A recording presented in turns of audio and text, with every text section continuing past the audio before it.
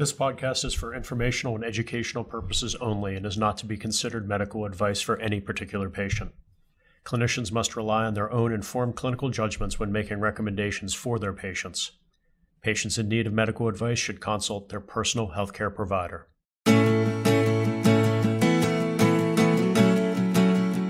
From UPMC Children's Hospital of Pittsburgh, welcome to That's Pediatrics. I'm Carolyn Coyne. I'm a scientist in the Division of Pediatric Infectious Diseases. And I'm Brian Martin, Vice President of Medical Affairs here at Children's. Joining us today is Kishore Vellody. Dr. Vellody is the Medical Director of the Down Syndrome Center at UPMC Children's Hospital of Pittsburgh. The Down Syndrome Center provides families with the tools they need to become educated and strong advocates for children and adolescents with Down syndrome. Dr. Vellody also hosts his own podcast, the Down Syndrome Center of Western Pennsylvania podcast, so you have to be sure to check that out as well. Thank you for joining us today. Oh, thanks for having me. I'm glad to be here. So, Kishore, tell us a little bit about, one of the things we like to do is to sort of open up and learn a little bit about your background, about what brought you both to Children's, in your current role, and a little bit about your history and what maybe even drew you to medicine in the first place. Oh, of course, yeah, I'd be happy to. So I grew up in Chicago, and actually the son of two doctors, which made me realize I did not want to be a doctor when I grew up. But actually, very interestingly, my older brother has Down syndrome. And so I accompanied him to a lot of medical visits, and also just over time just realized how awesome people with Down syndrome are. And so then I went to medical school at University of Illinois in Chicago, did my residency in Milwaukee at Children's Hospital, Wisconsin, and then came out here because actually I wanted to be a hospitalist. I wanted to take care of children who were admitted to the hospital, and did that for about 4 years. And in 2009, due to the untimely passing of Dr. Bill Cohen, who used to run our Down Syndrome Center here, they asked, well, who would ever want to work in a clinic this big and this established and jump into these big shoes? And I said, I'll do it. And so that's how it started back in 2009. And just been a really exciting way of giving back to my brother and being able to see hundreds of children each year and just indirectly give back to my brother every time. Well, I was wondering if you could talk about that, because having a personal experience, I think, and having more insight into the, kind of just personal relationships and how that could influence you. If you could tell us how kind of your interactions and your experience having an older brother with Down syndrome just influence your ability to either be a doctor or just to be able to maybe talk to people when they're kind of understanding this. I think that's great. There's so many studies that I didn't even realize I fit into that mold of the sibling of a child with Down syndrome or a person with Down syndrome, and that we are so used to as siblings working with our sibling with Down syndrome and working with them and teaching them and having that patience to know that if I can just do this in a different way, if I can figure out a different way of explaining it or showing it, that slowly but surely they'll come to get it. And then that exhilaration that you feel when they finally do get it, that all that work that you put through does come to fruition. And I think one of the things that's helped me with, in general, just as being a doctor, is helping me to be a little bit more patient than I probably would have been otherwise. The other thing is, specifically in my work in the Down Syndrome Center, is many times parents will ask me a question and there is no answer to be found on the internet or in a textbook, but I'll say, you know what? I've seen that a million times. I know exactly what that is. It's just, it just gives me that confidence to be able to share with them after having not just my brother, but so many friends growing up that had Down syndrome, that I'm kind of part of the group, even though I don't have Down syndrome myself. Can you share with us a little bit about you mentioned the Down Syndrome Center. Can you speak a little bit about what the structure of that looks like here at Children's and how that sort of optimizes care for patients with Down syndrome and then by extension their families as well? Yeah, it's an extremely unique situation we have here in Pittsburgh. So this Down Syndrome Center was created by parents. Actually, this is our 30th anniversary of the center. 30 years ago, or probably a little bit longer than that, the families got together and said, we've got some great pediatricians in the area. And we do, still, even to this day, great pediatricians in the area. The challenge, though, becomes if you have a small population of children in your individual practice that has something like Down syndrome, it becomes really hard to know what's the latest guidelines and what's the latest research that's coming out, because there's so many other things that you have to focus on as a general pediatrician. And so the families got together. Back in the mid-'80s probably, they got together, they did some fundraising, and they came to Children's Hospital of Pittsburgh back in 1989. And they said, hey, we'd like to have a clinic. And we'd like to have a physician where that's all they do is they take care of children with Down syndrome in their clinic practice. And the hospital said, well, that costs a lot of money. And here the family said, well, we've done all this fundraising. And what makes this so unique is that early story you might find in other places, but the fact that for 30 straight years, this has been an independently financed clinic. Not only is the local parent group still our major donor, but we have several other donors who have gotten on board and allowed us to really grow and do what no other center in the world is able to do, and to do it in a way that serves the families so that I don't have to feel rushed. When I'm in with a family, I can say this portion of your visit, this is all fully funded by the people who have come before you, the parents who have come before you. So I don't have to rush through my visits. I can answer all of the questions that they may have. The families consistently remark on how important that is for them as well. And medically, it allows me to make sure that all of the potential medical issues that could arise are being addressed before they ever become a problem. And to me, that's just very fulfilling as a physician to be able to give that type of service, not taking over the primary care doctor's role, but supplementing what the primary care doctor is already doing and allowing the child to get the comprehensive care that they need. And I think a lot of people are probably familiar with Down syndrome, but tell us a little bit more about it, because I do think that there are aspects of it that people probably don't appreciate and understand. So maybe educate us, educate our listeners, just about Down syndrome in general. Yeah, so Down syndrome, when it was originally described, was actually back in the mid-1800s. It was described by a guy named Edouard Seguin. And he recognized that there was something different about people who had Down syndrome but didn't have a name. And he didn't put his name to it. That came to John Langdon down about 30 years afterwards. And then between then and between the 1960s, nobody really knew what caused Down syndrome. And it doesn't seem like it's not that long ago to think that they didn't know what caused Down syndrome. And then it was actually in Jerome Lejeune's lab where they discovered that the extra chromosome 21 is what leads to Down syndrome. Now, how that exactly happens is up for debate. Nobody really knows exactly why it is that the extra genetic material from the 21st chromosome leads to all of the potential issues that come up in Down syndrome. There's some theories out there, but nobody's really fully conclusively determined that. We do know that people with Down syndrome have a little bit of a higher incidence, of course, of cardiac issues. They also have a higher incidence of thyroid-related problems, iron deficiencies, anemias, things like that.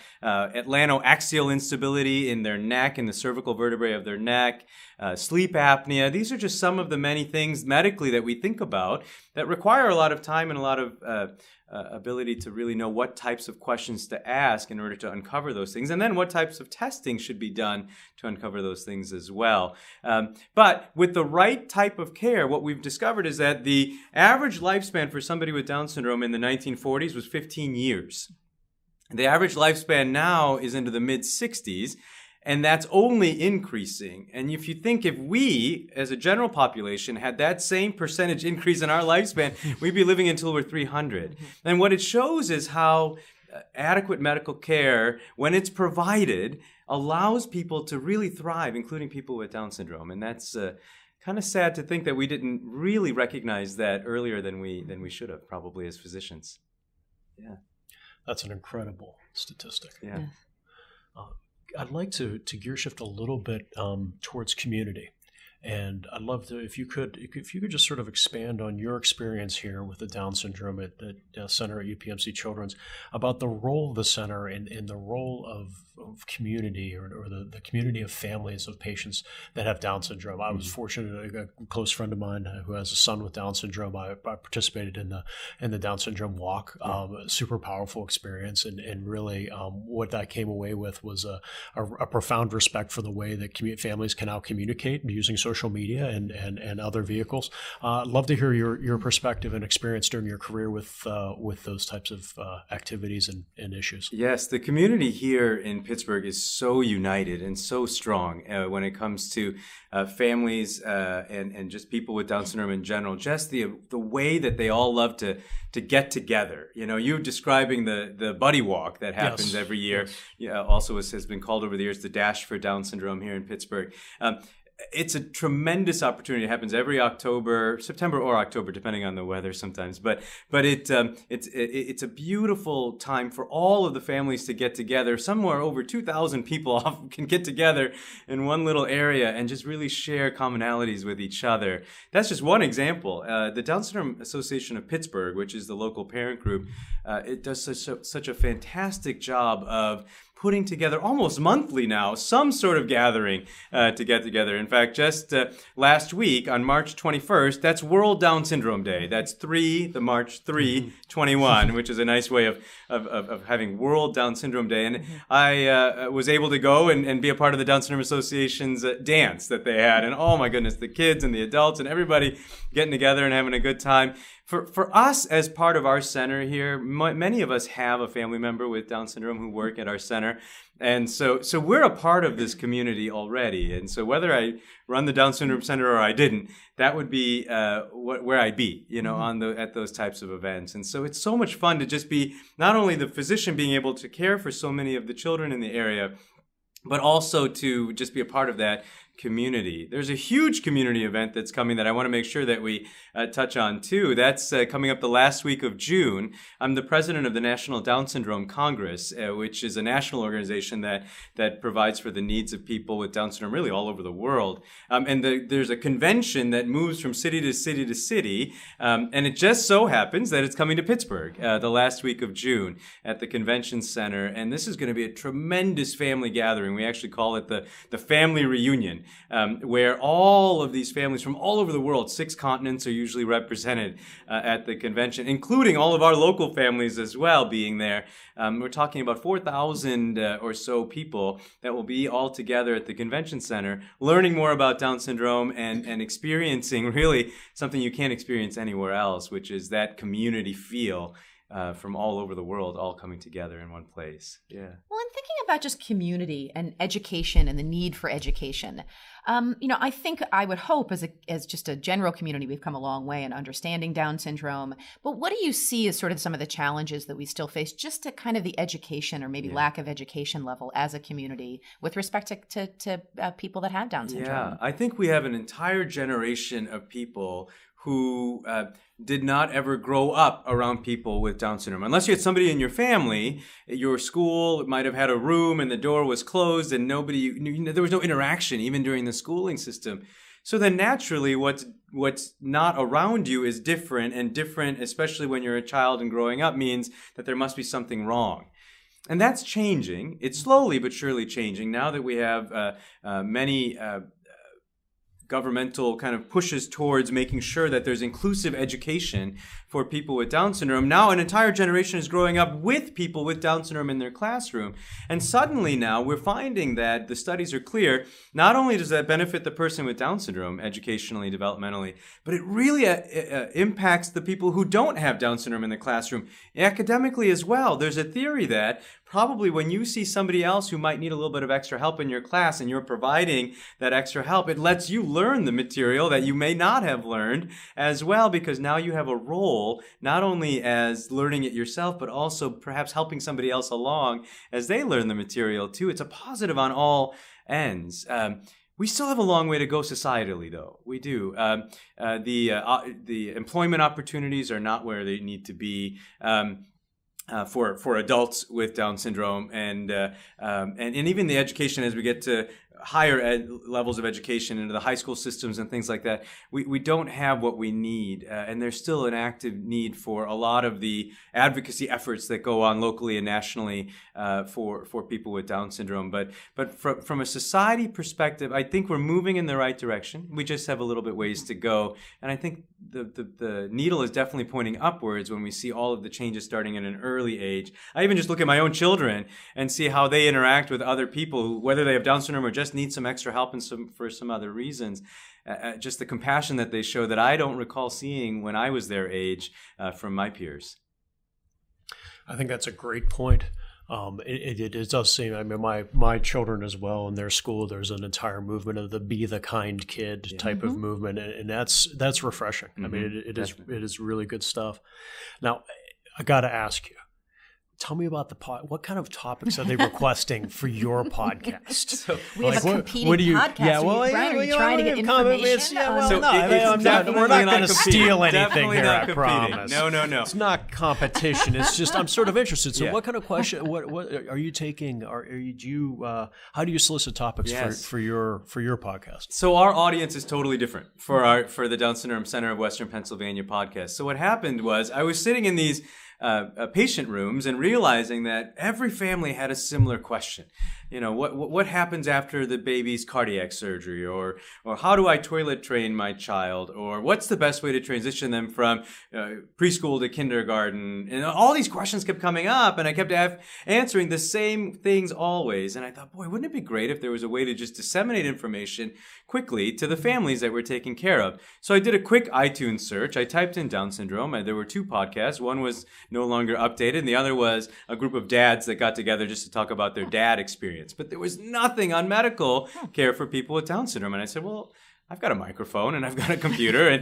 And so I sat down and I recorded our first couple of podcasts, and just overwhelmed by the number of downloads. And the thing that's amazing is that we've had, I think, 57, 58 podcasts that have been released over the last 2.5, 3 years. And they're all geared towards families. And I thought I was going to impact our Pittsburgh community. Only 20% of my downloads, of the 35,000 downloads that we've had, only 20% are from Pittsburgh. 80% are from outside of this region. And then to further blow my mind is that of all of the podcasts, 20% of them are outside of this country being downloaded in areas where they have no medical care for people with Down syndrome. But do you think some of that might be because it sounds like the center that you've created here at Children's for at least the local community is probably a fantastic resource. And so maybe the reason, local people aren't listening is because they have that resource through the center, through the community. And so maybe who you're impacting are, people in communities that don't have that sort of resource, that maybe don't have friends or know people close to them that they could ask those questions to, which is really amazing. I think that's definitely the case. We also, you asked Brian about where do we get the topics from. Families will email us questions and say, hey, can you address this on your podcast? And so then we'll try to find an expert in the field. And if they're far away, I'll just do it as a telephone podcast, which isn't the greatest audio quality, but it gets us there to the information. Or we'll just bring in experts from here at Children's, and we'll talk about very common topics that families ask us about: sleep studies, sleep apnea, all cardiac, all those topics that we might run into. We address them on the podcast. So it sounds like this podcast is a really great resource. And you mentioned before the large convention that was coming to Pittsburgh. And so is that convention geared, you mentioned families, but what about clinicians or people that might want to come and learn more? Yeah, no, thanks for that. Yeah, the convention, the large part of the convention is for families, and we love the fact that families are going to be there. But on the Friday, which would be June 28th, on that Friday, we have what's called the Down Syndrome Medical Interest Group meeting, which is only for physicians or other providers, PAs, nurse practitioners, physical therapists, occupational therapists, any people who work in a medical context with people with Down syndrome. We have an all-day CME event that's provided at the convention that Friday at the convention center itself.